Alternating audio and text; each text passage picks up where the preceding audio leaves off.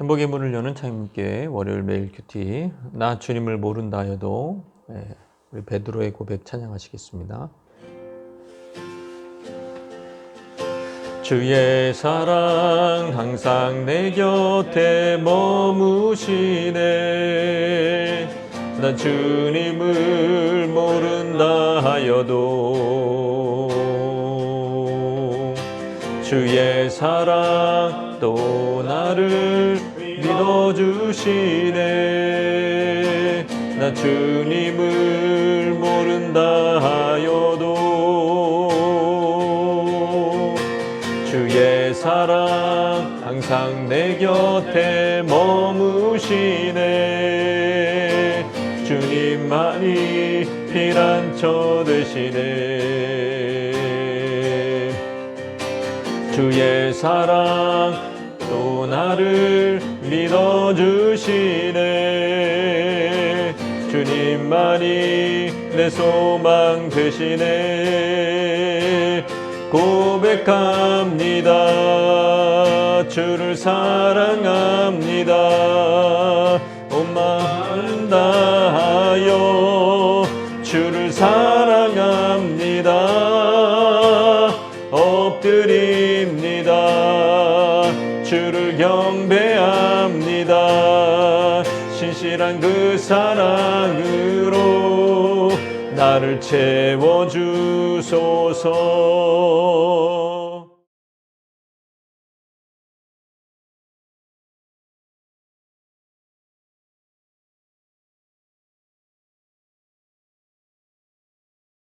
제40장.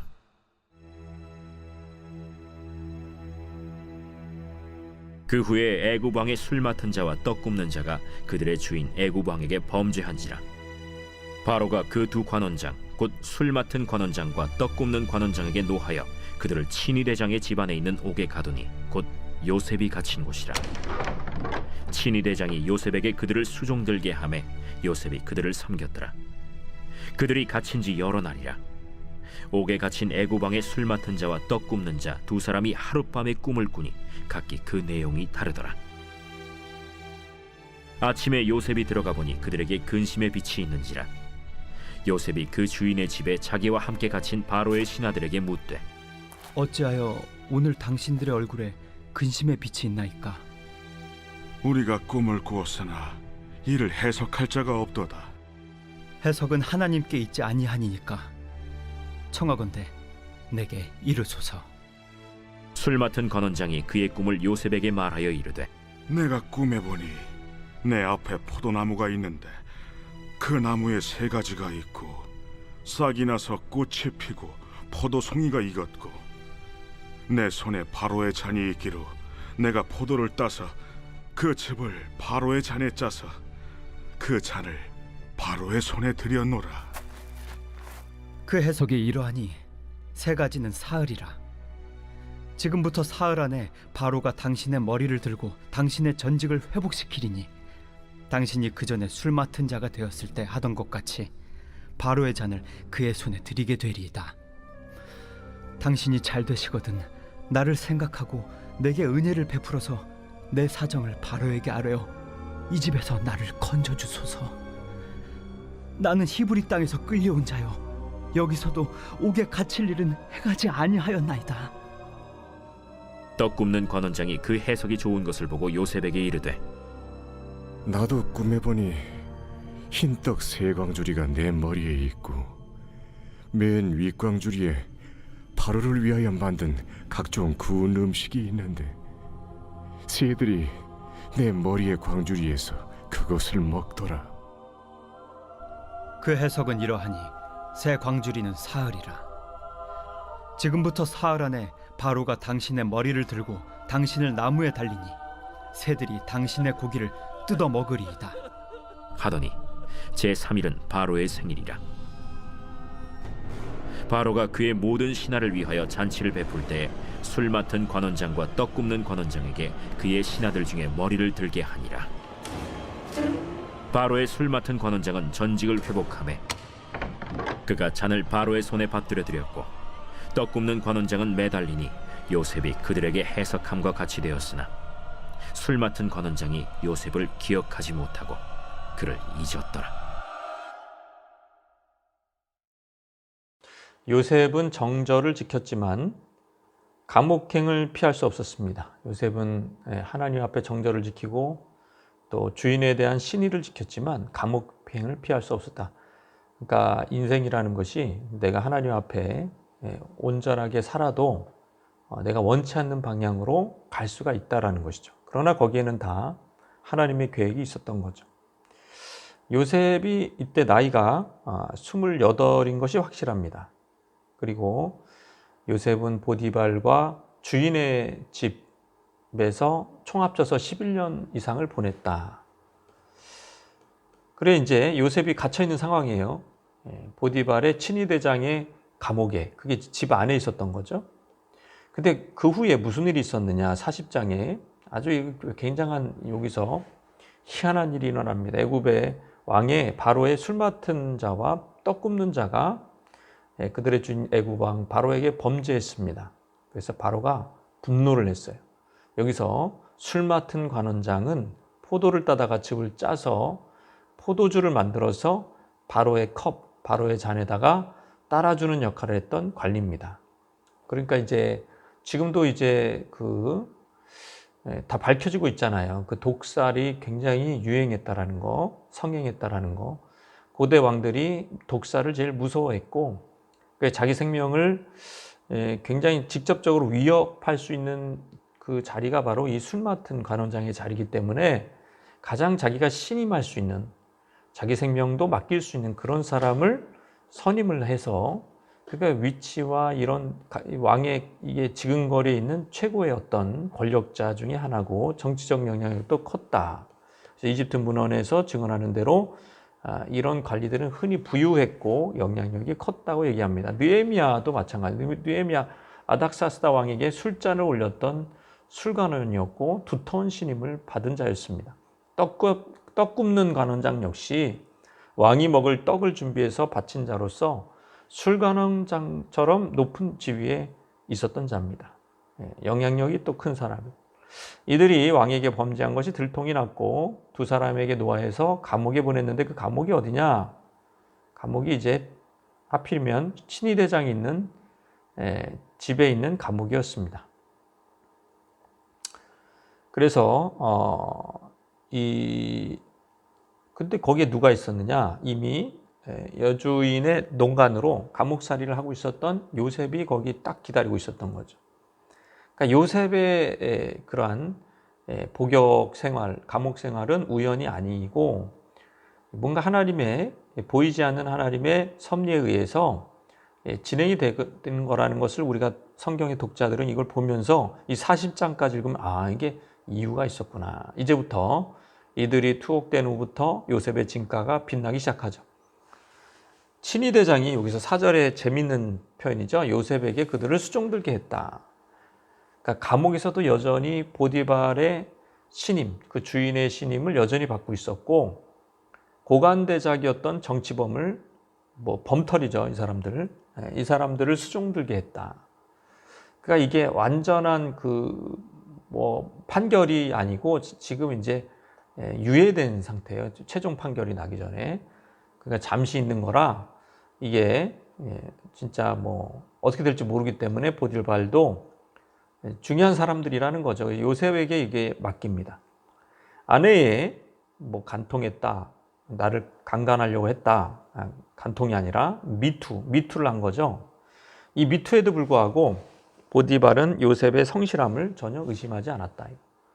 그래서 이제 그를 정치범을 섬기는 그러한 일로 시킵니다. 그런 일을 시킵니다. 그리고 여러 날이 지나요. 5절, 6절에 여러 날이 지나는데 어느 날 이 두 사람, 유력한 술 맡은 관원장, 떡 굽는 관원장이 어느 날 하룻밤에 두 사람이 꿈을 꿉니다. 내용은 달라요.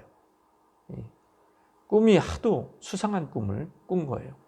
그 꿈의 내용을 알고 싶었지만 그 당시 고대에는 이 해몽이라는 것은 당시에 아주 뛰어난 기술과 비법에 숙련된 전문가들만 하는 것으로 여겨졌습니다. 이집트인들과 바벨로니아인들은 꿈의 신뢰와 그 해석의 열쇠에 대해서 말하는 소위 해몽서를 엮을 정도였다 그래요. 그러니까 이게 지금 전문가가 없는 거예요. 꿈 해석해 줄 그런 이제 박사, 교수 이런 사람이 없는 거예요. 그러니까 이제 그들은 굉장히 근심하고 있을 때 수종드는 요셉이 그거를 그냥 지나치지 않습니다. 그 낯빛이 어둡네, 어제랑 다르네, 이런 센스쟁이 요셉에게 딱 걸린 거죠. 그래서 7절에 어찌하여 오늘 당신들의 얼굴에 근심의 빛이 있느냐, 이게 또 이제 연결이 돼서 놀라운 기적이 일어나는 스텝들을 밟게 되는 거죠. 그들의 날빛부터 살펴요. 그러니까 요셉은 참 충성스러워. 자기에게 맡겨진 일이 이제 보디발 주인이 얘기한 게 이 사람들 수종 들어라 그러니까 이게 출근하자마자 이제 낯빛부터 살펴보니 낯빛이 이상해. 그러니까 이제 왜 그러냐 그랬더니 그들이 얘기를 하기 시작합니다. 우리가 지난 간밤에 꾼 꿈 때문에 심란한 거야. 마음이 아주 심란해. 해석할 자가 없네. 전문가가 없어. 여기에 교수가 없어. 이러니까 요셉이 잽싸게 해석은 하나님께 있지 않냐니까. 그러니까 자기 하나님과 가까운 자기가 해석할 수 있다라는 뉘앙스로 말을 한 겁니다. 결국 요셉은 벌써 여기서 뭔가 감을 잡은 것 같아요. 이게 뭔가 이걸 해석을 해줘야 되겠다. 자기가 하나님 일하기 시작하는구나. 그러면서 이 꿈들은 하나님께서 주권적으로 미래 운명을 통제하신다는 것을 이제 요셉을 통해서 이제 보여주기 시작하는데, 이제 요셉은 꿈꾸는 자일 뿐만 아니라 여기서는 벌써 꿈을 해석하는 은사를 가진 그런 키맨으로 이미 성장해 있다는 것을 알 수가 있습니다.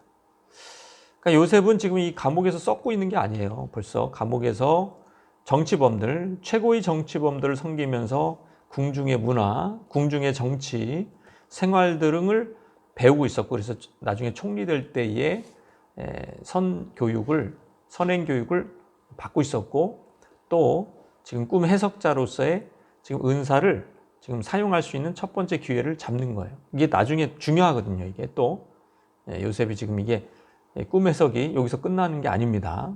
바로 왕도 또 해몽을 해줘야 되기 때문에 여기서 일단 이 시험적으로 이거를 해보는 거죠. 하나님이 그렇게 또 인도를 하시는 거예요.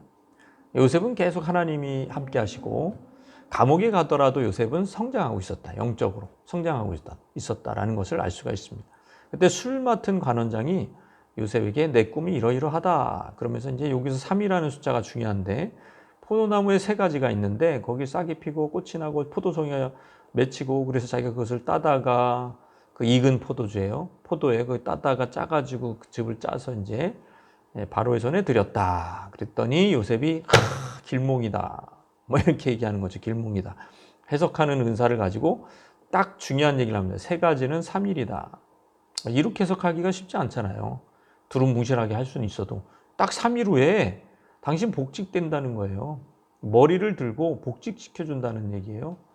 이거는 술 맡은 관원장이 그토록 원했던, 감옥에 갇히면서 그게 얼마나 오랫동안 갇혔는지 잘 모르겠지만 그 소원의 꿈 같은 얘기를 한 거예요.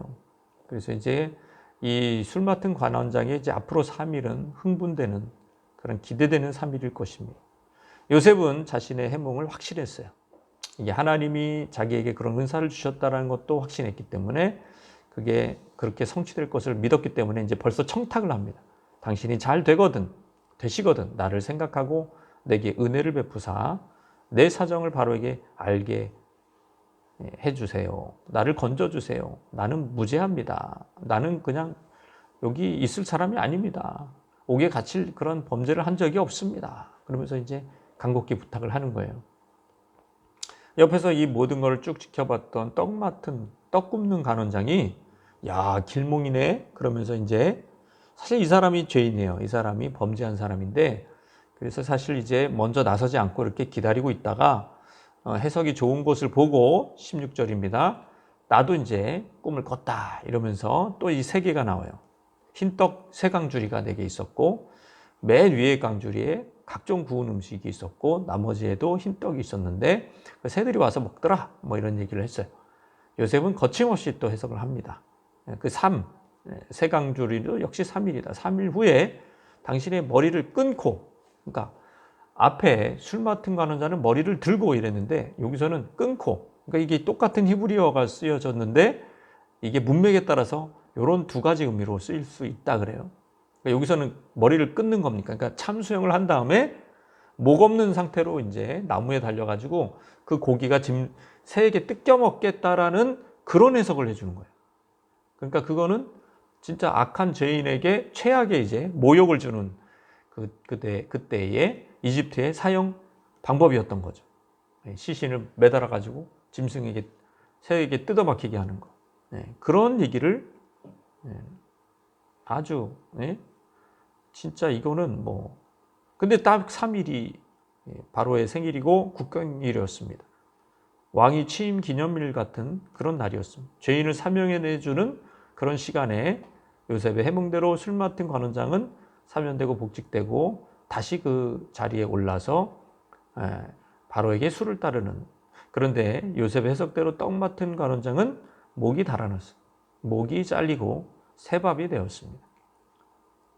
이게 지금 요셉이 한 일입니다. 그러니까 꿈을 꾸는 것도 중요하고 하나님 주신 꿈을 꾼 거는 어린 시절이고 지금은 그 꿈을 하나님의 뜻대로 밝히 알고 해석하는 그런 은사를 받은 거죠. 사실 꿈은 꿈의 성취는 미래의 일이잖아요. 그런 걸 어떻게 알 수 있겠어요, 인간이. 죽었다 깨어나도 그거 알지 못하죠. 뭐 맞춰도 그냥 우연히 맞춘 거지. 그러나 요셉에게는 하나님이 기뻐하시는 요셉에게, 그 하나님 기뻐하는 사람에게 하나님이 이런 특별한 은사를 주신 것입니다. 굉장한 영적인 은사를 주신 거예요. 그러니까 이거는 나중에 요셉의 놀라운 이 이야기가 이제 뭐 다니엘서에도 또 나오죠. 다니엘도 훌륭한 친구들에게 없는 이 꿈 해몽에 그러한 은사가 있었죠. 이게 이제 어떻게 보면 영적으로 어떻게 보면 되게 최고의 은사 중에 하나입니다. 그래서 이제 이렇게 요셉은 이제 기다렸어요. 이제 딱 됐다. 이제 내가 해석해 준 대로 술 맡은 관원장이 득이했기 때문에 자기를 기억하고 나를 꺼내줄 것이다. 그렇게 인간적인 방법을 생각했는데 대기는 뭘 돼요? 2년 동안 잊어먹었어요.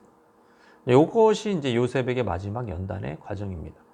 그래서 시편 105편에 보면은 그의 발이 착고에 차고 그의 몸은 쇠사슬에 매였으니 곧 여호와의 말씀이 응할 때까지라 그의 말씀이 그를 단련하였도다. 여기는 그런 상황과 그런 이제 형편에 따라서 요셉이 풀려나는 게 아니고 여호와의 말씀이 응할 때 그때 요셉의 상황이 바뀐다라는 것을 요셉이 깨닫기까지 2년이 걸렸습니다. 그러니까 요셉의 시간표와 지금 마찬가지로 우리들이 생각하는 시간표와 하나님이 생각하는 시간표가 많이 다르다. 이렇게 700일 정도 차이가 난다라는 것을 보면서 이 주권이 어디에 있느냐. 왜 그렇게 하십니까? 왜 내가 생각한 대로 내가 정한 대로 안 되게 하십니까? 하나님 요상하시네. 그게 아니라 하나님이 영원한 주권자시고 하나님이 이 땅을 다스리시는 분이시며 하나님이 나를 또 귀하게 보신다는 것을 모든 것들을 다 보시고 하나님의 주권적으로 행하시는 것에 우리를 쓰시는 겁니다. 내가 주인이 아니라 하나님이 왕이시고 주인이시고 우리는 그분의 주권에 의지해서 요셉처럼 순종하며 끝까지 인내하며 거기서 원망하지 않고 버틴다면 하나님께서 새 일을 행해 주시는 것이죠. 이 말씀 생각하면서 이 어둠 속에서도 이게 빛 가운데 있는 요셉의 인생을 보면서 주님 앞에 나가시겠습니다.